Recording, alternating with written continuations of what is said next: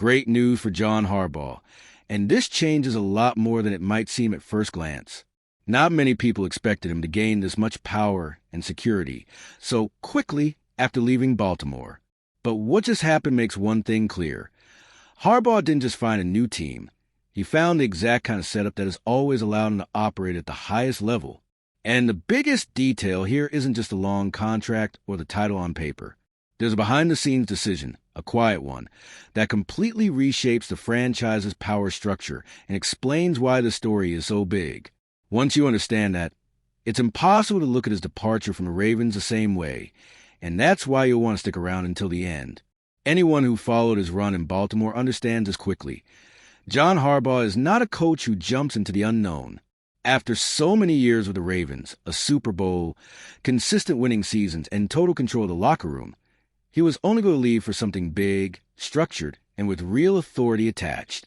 This 5-year deal with the Giants makes that crystal clear. That long contract shows Harbaugh demanded time to make early mistakes, adjust course, and install his culture the same way he always did in Baltimore. This isn't a desperate coach grabbing the first offer after being fired.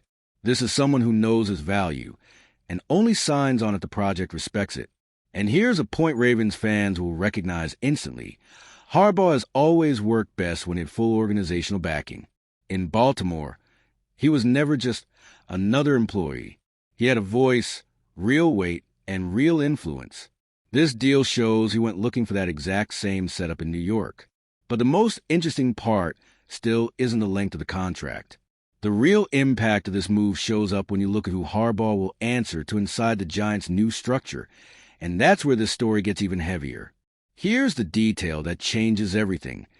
John Harbaugh will not report to a general manager or get stuck in a long chain of command. He'll report directly to the owner. For anyone who followed the Ravens over the years, that sounds very familiar. In Baltimore, Harbaugh always had direct access to the top, and that was a huge reason for stability the team built. This kind of setup is rare in today's NFL, and the Giants only agreed to it because they know exactly who they're hiring. Harbaugh doesn't operate well when he's boxed in. He needs autonomy to make decisions, hold people accountable, adjust on the fly, and set the direction without intermediaries slowing everything down. For Ravens fans, this helps explain something important. This exit wasn't just about fatigue or a natural end of cycle. It was also about decision-making power. When that dynamic starts to erode, the work stops flowing. In New York, Harbaugh made sure that wouldn't happen from day one. And when a head coach starts reporting directly to ownership, one big question immediately comes up. Where does the general manager fit into all of this? That's exactly where things start getting more complicated. This isn't just about play calling or locker room speeches. Harbaugh arrives in New York with real influence over the direction of the roster. That means input on signings, cuts, player profiles, and even the identity of the team on the field. For anyone who watched the Ravens over the years, this isn't new. It's exactly how he's always worked. That level of control shows the Giants understand something basic. There's no point in hiring a proven, winning coach if you're going to limit his decisions. Harbaugh built physical, disciplined, consistently competitive teams because he helped choose the pieces that fit that vision. For those who follow Baltimore, it's obvious he was looking for an environment where he could replicate that model. Nothing improvised, nothing patched together. A project where his voice carries just as much weight off the field as it does on it. But when a head coach gains this much influence, someone else inevitably loses space. And with the Giants, that person has a name, a title, and a recent track record, which makes the situation even more delicate. All right, we're already past the halfway point of this video, but before we continue, I noticed you haven't left a like yet. It's really important because it helps YouTube keep showing you my content so I can keep bringing you the best news about the Baltimore Ravens. So go ahead and hit that like button. It's free and it really helps. Thanks. Now let's get back to it. Keeping Joe Schoen as general manager doesn't automatically mean stability. With John Harbaugh reporting directly to ownership and holding real sway over the roster, the internal hierarchy changes completely. Schoen stays in a role, but now works in an environment where his decisions must align with the new head coach's vision.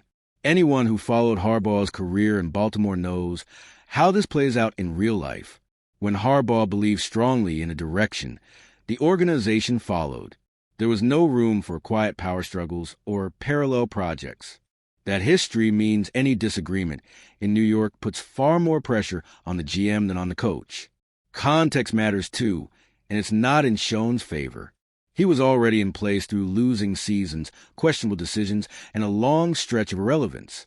Harbaugh arrives as a face of the turnaround, with a resume, locker room credibility, and direct backing from ownership.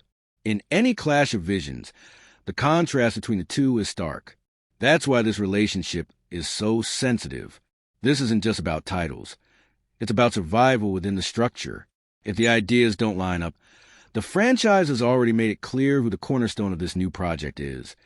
And that explains why the Giants chose to shake things up so deeply before trying to climb out a hole they've been in for years. The numbers speak for themselves. 1 winning season in the last 9 years. Only 2 playoff appearances since the 2011 Super Bowl. That history explains why the Giants decided to change everything, including how power is distributed inside the organization. When they look at Harbaugh, they see exactly what the Ravens represented for more than a decade. Consistency, identity, and year-to-year competitiveness. This is about short-term flashes. It's about being relevant every single season, something New York has lacked for a long time. For anyone who follows Baltimore, the comparison is unavoidable. Harbaugh was a symbol of stability, even in down years. That's what the Giants are buying, even if it means walking away from traditional management models. Now, the big question is simple but heavy. Will this level of power allow Harbaugh to recreate outside of Baltimore what he built there? That's what will decide whether this gamble becomes redemption or just another frustrating chapter. John Harbaugh's story with the Giants sends a very clear message when viewed through the lens of someone who followed his entire run in Baltimore. He didn't leave the Ravens diminished, pressured, or without options. Quite the opposite. He left valued, empowered, and with time and autonomy. The exact 3 pillars that always supported his best work in the NFL. This new situation forces a reevaluation of how his Baltimore chapter ended.